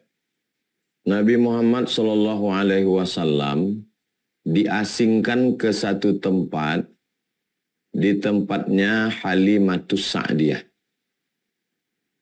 Nabi Ibrahim alaihissalam mengasingkan anaknya Ismail alaihissalam ke satu tempat, tempatnya di kota Makkah di samping Baitullah. Nabi mengasingkan. Nah, sekarang kita mau asingkan kemana? Mengasingkannya ke lembaga pendidikan, full day, Islamic boarding school, pondok pesantren yang terpercaya, yang amanah. Karena lingkungan Makkah, tempat pusatnya perdagangan bisnis. Secara bahasa bercampurlah di situ bahasa-bahasa orang Habasyah, orang Rom, orang Persia. Lingkungannya tidak steril, maka perlu di tempat. Poin pertama bahwa pendidikan mesti ada karantina. Mesti jauh dari dunia luar yang merusak anak-anak. Karena dia ibarat pohon, mesti diletakkan di pot dulu. Ini pohon tidak bisa ditanam di tanah, mati dia. Dia harus ditinggal di pot dulu. Sekarang ini, kalau kita punya anak, kita kurung di dalam kamar, di rumah, dia tetap bebas keluyuran. Dia berselancar di dunia maya. Dia tetap ada grup-grup WhatsApp. Hanya pondok pesantren, boarding school yang bisa mengkarantina akal dan pikiran anak-anak ini, khusus menghafal Al-Quran, mendalami mata pelajaran keislaman, baca kitab, dengan tetap tidak meninggalkan fisika, kimia, biologi, matematika, bahasa Inggris. Yang kedua, porsi ibu mesti lebih banyak daripada ayah. Jadi Nabi Ibrahim alaihissalam yazuru Hajara kulla syahrin. Tingkat pertemuan intens dengan ibu mesti lebih banyak. Sekarang apa yang terjadi? Penitipan anak ramai. Dari mulai preschool sampai ke TK di kota-kota besar, jam 8 pagi anak dititipkan, jam 4 sore dijemput. Sampai ke rumah macet jam 6, azan maghrib, mandi, makan, sholat isya, jam 8 baru dia punya waktu. Sampai jam 10. Jadi dengan guru 8 jam. Habis itu dengan asisten rumah tangga, dia dengan ibunya hanya 2 jam waktu berkualitas. Jam 8 sampai jam 10. Di 2 jam itu pun waktunya si ibu, iya kalau dia fokus. Kalau dia nonton sinetron, parabola, TV, scroll, Facebook, Instagram, TikTok. Jadi saya tidak melarang perempuan bekerja karena perempuan sekolah, dia kuliah, dia belajar, dokter spesialis, pengacara, lawyer, hakim, businesswoman.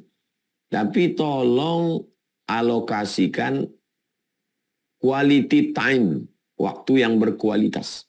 Kalau sudah habis waktu 8 jam untuk laki orang, untuk anak orang, tolonglah 2 jam untuk keluarga, untuk anak. Waktu berkualitas ini penting. Yang ketiga, ada yang lebih hebat dari usaha kita, yaitu doa. Jadi Nabi Ibrahim mendoakan anaknya, mengasih makan yang halal. Berapa banyak orang meletakkan di lembaga pendidikan yang baik, tapi dikasih makan haram. Doanya kurang. Jalur-jalur langit ini, jalur-jalur yang bersifat spiritual ini mesti banyak ditempuh.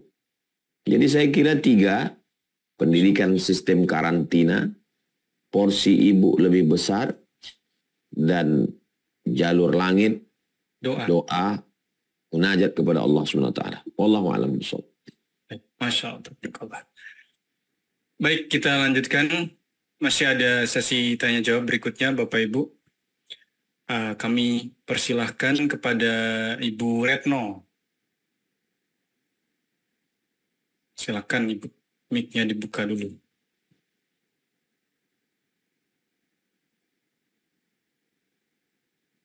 Pojok kiri bawah, Ibu. Assalamualaikum warahmatullahi wabarakatuh. Waalaikumsalam warahmatullahi wabarakatuh. Terima kasih atas kesempatannya Ustadz. Mohon doanya agar Allah mengampuni dosa-dosa saya. Dosa saya banyak Ustadz. Mohon doa Ustadz agar saya dimudahkan oleh Allah mempelajari ilmu IT. Karena guru zaman sekarang harus pintar IT. Barangkali Ustadz menyakiat pintar IT karena Ustadz itu Ustadz cerdas. Syukur jazakillah khair. Kata Nabi SAW, nanti kalau Wais Al-Qarni datang, mintakanlah kepada Allah doa supaya dia mengampunkan dosa. Ini dalil kita boleh minta doa kepada orang supaya Allah mengampuni dosa kita. Habib, Kiai, tolong doakan saya kepada Allah supaya Allah mengampunkan dosa saya. Mudah-mudahan Allah mengampunkan dosa kita semua, insya Allah. Amin ya rabbal alamin. Yang kedua, doa supaya Allah memberikan kecerdasan. Ini dalilnya Nabi mendoakan Anas bin Malik. Nabi mendoakan Abdullah bin Abbas. Allahumma faqihu fid din wa 'allimhu ta'wil. Dalamkan ilmu agamanya, ajarkan dia pemahaman yang benar. IT saat ini adalah alat untuk belajar ilmu agama. Sosial media, bagaimana kita bisa presentasi, bagaimana YouTube, itu semua adalah alat-alat dibantu dengan teknologi. Kita juga punya tim media. Kecerdasan akal dengan makan halal dan doa, ikhtiar dari manusia, ikuti pelatihan-pelatihan, sekolah-sekolah, kursus-kursus. Nanti kontak Bang Alvin, mereka di Pontianak punya tim media yang luar biasa. Apakah ada menyediakan kursus tim media, pelatihan, dan lain sebagainya. Lalu kemudian apapun profesi kita, itu semuanya tujuannya adalah untuk dakwah dan mencari ridho Allah. Jadi guru, jadi polisi, jadi tentara, jadi jaksa, jadi hakim, jadi pengacara, jadi desainer, jadi insinyur, dokter, itu hanyalah wasilah cara. Yang target mau dicapai adalah bagaimana berdakwah dan mencari ridha Allah SWT. Demikian, wallahu a'lam bishawab. Baik, masih ada satu lagi ya, sudah 21.17. Kami persilahkan Bapak Lutfi, Jakarta Barat. Assalamualaikum warahmatullahi wabarakatuh. Waalaikumsalam. Bang Alvin telah diizinkan bertanya. Alhamdulillah saya waktu itu pernah mengikuti taklim Tuan Guru di SDOSB yang judul materinya adalah anak itu cerminan orang tuanya. Jadi waktu itu saya ingin bertanya teman, tidak ada kesempatan bertanya kepada Tuan Guru Ustadz waktu acara SDOSB yang pembinanya Buya Ardi Gunawan Ustadz. Jadi waktu itu Tuan Guru menjelaskan tentang kisah Imam Syafi'i kalau tidak salah. Jadi bagaimana kita menghadirkan suatu keluarga ya, dari mulai makan buah apel ya dilarang dan seterusnya mungkin bisa diulangi kembali Ustadz. Jadi berhubung berkaitan dengan tema kita kali ini, pelajaran yang diambil dari Nabi Ismail alaihissalam kan mereka semua berkeluarga, Nabi Ibrahim, Nabi Ismail beserta istri dan keluarga seluruhnya insya Allah adalah orang-orang yang soleh dan solehah, yang taat dan sabar kepada Allah SWT. Tapi kan kalau kita nih bagaimana kita udah terlanjur nih kita mendapatkan pasangan, bagaimana kita membenahinya gitu Pak Ustadz. Jadi Tuan Guru mungkin bisa dikasih penjelasan, pencerahan bagaimana kalau kita yang udah terlanjur, kalau mungkin yang anak bujang, anak yang masih sendiri ya perempuan, kiat-kiat mencari jodoh sebagaimana biar menghasilkan keluarga sebagaimana keluarganya Nabi Ibrahim alaihissalam. Ya dari mulai kita taat kepada Allah, kemudian kisah-kisahnya bagaimana Baik. gimana sampai itu. Itu aja. Terima kasih. Assalamualaikum warahmatullahi wabarakatuh. Bukan Imam Syafi'i itu. Itu Imam Hanafi. Nama laki-lakinya Sabit. Sabit ini mandi di sungai, makan apel yang hanyut. Lalu kemudian setelah dia makan, dia berpikir ini apel ini datang dari mana. Dia telusuri ke hulu sungai, ada kebun. Dia minta izin kepada yang punya kebun. Yang punya kebun mau mengizinkan dengan syarat mau menikahi anaknya. Yang anaknya ini tidak punya mata, tidak punya telinga, tidak punya mulut, tidak punya tangan, tidak punya kaki. Saya mau ampunkan kamu kalau kamu mau nikahi anak saya. Maka Sabit, daripada saya makan haram, biarlah saya menikah dengan anak yang tidak punya mata, tidak telinga, tak bertangan, tak berkaki. Zaman dulu menikah itu perempuannya tidak dilihat duluan. Setelah akad baru dia lihat. Ternyata anaknya sempurna. Kata ayah perempuan itu, anak saya ini tidak punya mata karena matanya tidak pernah melihat yang haram. Tidak punya telinga karena tidak pernah mendengar yang haram. Tidak punya kaki karena tidak pernah melangkah kepada yang haram. Dan kamu laki-laki yang jujur karena mau minta izin habis makan apel. Maka saya nikahkan dengan kamu. Lahir anak laki-laki, laki-laki itu namanya Nu'man. Nama ayahnya tadi Sabit. Nu'man bin Sabit. Itulah dia Imam Hanafi. Imam Abu Hanifah, Imam Hanafi, namanya Imam Nu'man bin Sabit. Ingat itu, bukan Imam Syafi'i. Tentang masalah yang sudah terlanjur, itu tadi kan kalau bisa disetting dari awal. Suaminya baik, istrinya baik. Bagaimana kalau sudah terlanjur? Taubat nasuha.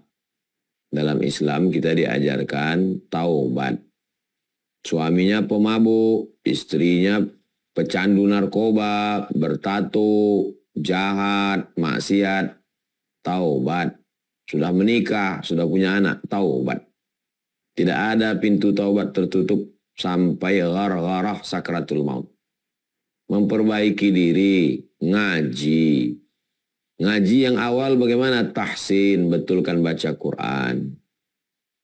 ikuti grup-grup pengajian. Sepekan sekali Selasa malam Rabu dengan Ustadz Abdul Somad. Mungkin ada grup lain dengan Ustadz Adi Hidayat. Ada grup lain dengan Ustadz Umar Mita. Ada grup lain dengan Gus Baha. Ada grup lain dengan banyak guru-guru kita. Ustadz Buya Yahya. Dengan A.A. Gin. Jangan sampai kosong. Dengan syarat guru kita itu Ahlus Sunnah wal Jamaah. Nggak ngerti tanya. Nggak bisa bertanya langsung, kirimkan WA ke Bang Alvin Firdaus. Nanti beliau akan kirimkan ke saya jawab pakai voicemail. Ya, jadi selama kita masih mau belajar, memperbaiki diri, insya Allah Allah akan berikan kebaikan. Demikian, wallahu a'lam bishawab.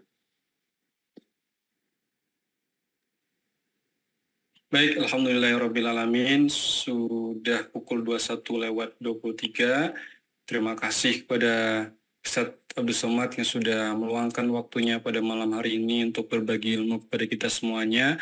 Masya Allah, tabarakallah. Mudah-mudahan apa yang disampaikan oleh Ustadz bisa kami faham, bisa kami amalkan, dan juga mudah-mudahan bisa kami ajarkan. Amin Allahumma amin. Amin. Baik, terakhir Ustadz, mungkin sebagai penutup untuk closing statement dan juga mohon kesediaannya untuk mengakhiri dengan doa. Pelajaran pertama bahwa nabi-nabi itu penuh dengan ujian. Man asyaddun nasi balaan. Siapa orang yang paling dahsyat ujiannya? Kata Nabi SAW, al-anbiya summal amsal fal amsal. Para nabi-nabi. Jadi kita ini belum ada apa-apanya. Kemudian yang kedua, nabi-nabi itu bukan Superman. Mereka punya istri, punya anak, punya keluarga. Maka kita juga punya keluarga, punya keturunan. Kita didik mengikut cara Islam. Islam ini way of life, jalan hidup. Yang ketiga, fitnah akhir zaman ini tidak ada obatnya. Kecuali kembali kepada ajaran agama Islam. Sama macam orang lapar. Kalau dia memang biasa makan nasi, kembalilah makan nasi. Jangan coba makan roti. Laparnya hilang sebentar, habis itu lapar lagi. Atau kenyang perutnya, tapi gembung, masuk angin, lemas. Kalau biasa makan nasi, mesti makan nasi. Tidak ada obat lain fitnah akhir zaman kecuali kembali kepada ajaran agama Islam. Secara akidah, secara fikih, secara spiritual, batin, kembali kepada ajaran agama Islam. Di akhir majelis mari kita sama berdoa kepada Allah. Mudah-mudahan Allah memberikan kita kekuatan, istiqomah iman dan Islam. Bang Alvin Firdaus beserta seluruh tim yang ada di Pontianak, yang ada di Riau, selalu diberikan kesehatan, kekuatan, berkah. A'udzubillahi minasyaitonirrajim. Bismillahirrahmanirrahim.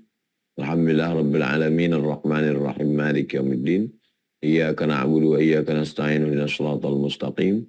Shiratal ladzina an'amta 'alaihim ghairil maghdubi 'alaihim waladdallin. Amin. Allahumma shalli 'ala sayyidina Muhammad wa 'ala ali sayyidina Muhammad. Ya muqallibal qulub, engkau yang membolak-balikkan hati. Sabbit qulubana, kokohkan hati kami. Ala dinik dalam agamamu, ala ta'atik dalam ketaatan kepadamu. Allahumma a'inna, tolong kami. Ala zikrika, supaya hati kami selalu berzikir mengingatmu. Wa syukrika, selalu bersyukur kepadamu. Wa husna ibadatik, selalu beribadah dengan ibadah yang terbaik. Allahumma inna na'udzubika min ilmin la yanfa', jauhkan kami dari ilmu yang tak bermanfaat. Wa min qalbin la yakhsha', jauhkan kami dari hati yang tak khusyuk. Wa min nafsin la tasba', jauhkan kami dari nafsu yang tak pernah kenyang. Wa min du'ain la yusma', jauhkan kami dari doa yang tidak didengar, tidak dikabulkan. Allahumma ja'alna minal mu'atabirin, jadikan kami orang-orang yang mengambil pelajaran dari kehidupan Nabi Ismail alaihi salam, dari kehidupan Nabi Ibrahim alaihi salam. Rabbana hablana minas salihin, jadikan anak kami anak-anak yang soleh, seperti anaknya Nabi Ibrahim alaihi salam, seperti kesolehan Nabi Ismail dan Nabi Ishaq alaihi wassalam. Wahfazhum min kulli su' wa syarr wa makruh, jaga mereka dari segala perbuatan maksiat. Sabbithum 'alal iman wal Islam, kokohkan mereka dalam iman dan Islam. Rabbana taqabbal minna innaka antas samiul alim. Terima amal kami ya Allah. Wa tub alaina, terima taubat kami ya Allah. Saudara kami yang sakit, angkat penyakitnya, sehatkan ya Allah. Saudara kami yang dililit hutang, berikan rezeki yang halal, selamatkan dari hutang piutang. Jadikan kami orang-orang yang senantiasa takut, khusyuk kepadamu. Waqtim bis salihati amalana, tutup umur kami dengan husnul khatimah. Rabbana atina fid dunya hasanah wa fil akhirati hasanah wa qina adzabannar. Wa sallallahu ala sayyidina Muhammad wa ala alihi wasallam walhamdulillahirabbil alamin. Terima kasih segala perhatian. Mohon maaf segala kesilapan dan kekhilafan. Tetap jaga dalam jamaah, istiqomah, taat beribadah. Wassalamualaikum warahmatullahi wabarakatuh. Waalaikumsalam warahmatullahi wabarakatuh. Jazakallah khairan kasir kepada guru kami yang kami mulakan, Ustadz Abdul Somad yang sudah berkenan berbagi pada malam hari ini. Kita doakan Bapak Ibu semuanya, mudah-mudahan Ustadz Abdul Somad diberikan kesehatan, diberikan kelancaran dalam dakwahnya, diberikan keluarga yang sakinah, mawaddah, warahmah. Amin. Allahumma amin. Insyaallah Bapak Ibu kita jumpa lagi di Selasa depan. Kita akan kembali ngaji ya. Selasa depan tuh tanggal 4 ya. Tanggal 4 ya berarti di bulan depan. Insyaallah. Dan kami mohon maaf untuk Bapak Ibu yang tadi sudah raise hand, ngantri gitu ya. Belum dapat kesempatan untuk bertanya. Mudah-mudahan nanti di pekan berikutnya bisa kebagian ya. Insyaallah kita gantian. Yang sudah bertanya mohon bersabar dulu. Gantian, giliran gitu. Baik Bapak Ibu, bulan bentar lagi kita akan masuk ke Idul Kurban. Jadi kita ada program juga kurban bahagia namanya Bapak Ibu. Bapak Ibu yang ingin berkurban juga bisa lewat kami. Insyaallah nama programnya adalah kurban bahagia. Kita salurkan ke santri-santri, ke keluarga-keluarga guru, keluarga guru ngaji dan lain sebagainya. Insyaallah bagi Bapak Ibu yang ingin berkurban, harga kambing itu mulai dari 3 juta ya, disalurkan ke Kalimantan Barat, daerah pinggiran gitu ya, daerah pelosok. Bagi Bapak Ibu yang ingin kontribusi bisa langsung hubungi admin begitu. Nah, untuk supaya tahu programnya seperti apa, saya izin memutarkan videonya. Kita ada program namanya program Kurban Bahagia.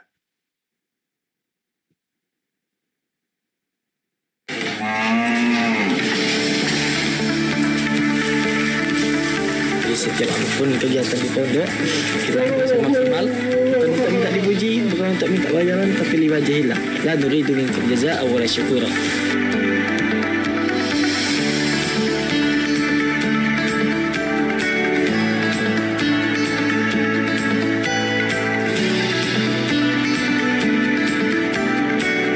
Oke, ini Bang Kakak insyaallah kupon pengambilan daging kurban bahagia.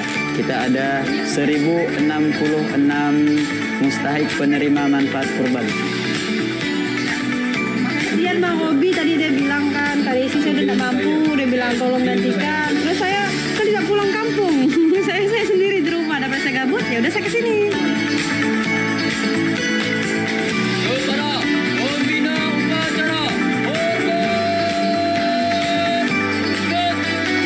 Assalamualaikum warahmatullahi wabarakatuh.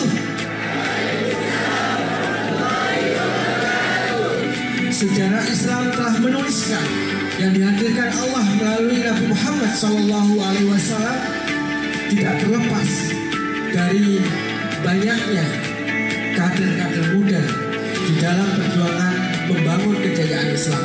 Bung Karno, Bapak bangsa kita, pernah mengatakan, pernah menyampaikan, berikan aku 10 pemuda akan aku guncang dunia.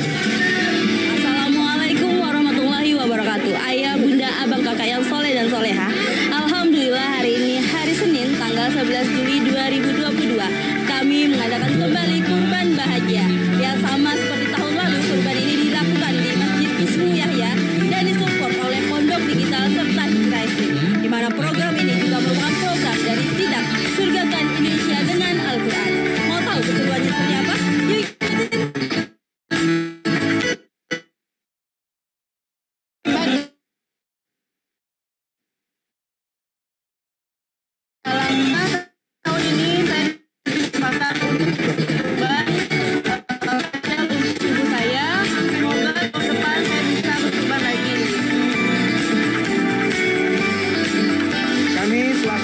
mengucapkan terima kasih kepada donatur yang mensupport program Kurban Bahagia. Assalamualaikum guys, hari ini, tahun ini, dan hari ini dia bisa berkurban. Sekarang sedang ada pemotongan besar-besaran. Apa yang dipotong? Ada 10 ekor sapi dan kurang lebih ada 80 ekor kambing yang kita sembelih di kawasan Masjid Isnu Yahya. Alhamdulillah ada 1.100 penerima manfaat dari hewan kurban yang abang, kakak, ayah, bunda kurbankan di Kurban Bahagia. Sudah dinikmati oleh lebih dari 1.000 warga sipil yang menerima manfaat dari daging kurban bahagia. Kemudian program Kurban Bahagia ini juga menyalurkan daging kurban, baik itu berbentuk hewan maupun daging, ke lebih dari 69 pondok yang memiliki lebih dari 6.613 santri penghafal Al-Quran. Terimalah pahala beliau yang berkorban ini ya Allah. Mudah-mudahan beliau diberi kesehatan, keselamatan di dunia wal akhirat. Kalau punya derajat semuanya Allah mudahkan. Bisa menjadi aman dan ibadah nanti di sisi Allah Subhanahu wa taala. Dan memiliki keluarga yang sakinah mawaddah warahmah dan memiliki anak yang soleh-solehah. Alhamdulillah, perasaan yang saya rasakan ini adalah seperti namanya, yaitu bahagia. Alhamdulillah, pada kurban kali ini, Masya Allah banyak sekali orang yang membantu. Dan kesan pesan di sini alhamdulillah sangat bahagia sekali karena sangat banyak sapi yang kita sembelih, yang kita kurban, dan juga kambing berkat para donatur sekalian. Hari ini kami bahagia. Terima kasih orang baik, kurban kita bahagiakan sesama.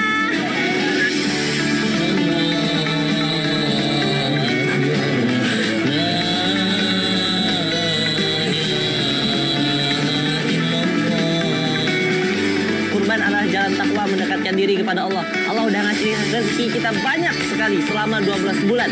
Banyak rezeki, banyak kebermanfaatan, banyak yang udah Allah kasihkan. Masa sih di bulan ke-12, bulan Zulhijjah, kita nggak mau sisihkan sedikit berkorban, mengorbankan segala sesuatu yang udah Allah kasihkan hanya untuk menjadi jalan takwa mendekat kepada Allah. Karena akan membawa kebahagiaan untuk diri kita sendiri dan untuk orang-orang di sekitar kita tentunya. Makanya disebut kurban bahagia. Sekian, Assalamualaikum warahmatullahi wabarakatuh.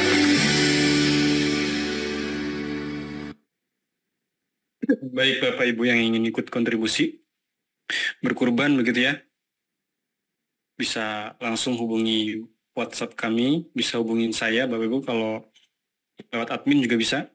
Linknya sudah kami tautkan ya. Kurban untuk santri, untuk pejuang Quran, bisa Bapak Ibu ikuti dengan menghubungi WhatsApp kami Alvin Firdaus 0816 4936 2525. Silahkan, linknya sudah kami bagikan ya di kolom chat. Nah, saya kirim lagi. Itu dia. Bapak Ibu kalau ingin bertanya juga silahkan. Nanti kami forward ke Ustadz Abdul Somad. Kalau memungkinkan insya Allah mudah-mudahan bisa dijawab langsung oleh Ustadz Abdul Somad. Ya. Demikian Bapak Ibu, saya mohon maaf kalau dalam membawakan agenda majelis pada malam hari ini terdapat banyak kekurangan. Mohon dimaafkan, yang khilaf, yang salah datangnya dari saya pribadi, yang benar datangnya dari Allah Subhanahu wa taala. Insyaallah kita jumpa lagi di Selasa depan di tanggal 4 Juni, dan jangan lupa Idul Kurban sebentar lagi, persiapkan diri kita untuk melakukan ibadah kurban begitu. Kalau misalkan Bapak Ibu berat untuk kurban, kita ada program juga namanya sedekah daging, bukan sedekah kurban ya, sedekah daging patungan. Terhimpun 30 orang 100.000 dapat 3 juta, kebeli kambing, kita belikan kambing, kurbannya atas nama orang tertentu begitu ya. Jadi bukan patungan kurban, tapi sedekah daging, biar akadnya jelas. Demikian Bapak Ibu, kita jumpa lagi di pekan depan. Kita akhiri dengan melafazkan hamdalah, alhamdulillahirabbil alamin, doa kafaratul majlis, subhanakallahumma wa bihamdika asyhadu an la ilaha illa anta astaghfiruka wa atubu ilaik. Kalau ada kritik dan saran silahkan disampaikan ke nomor yang tadi kami kirimkan. Demikian Bapak Ibu, assalamualaikum warahmatullahi wabarakatuh.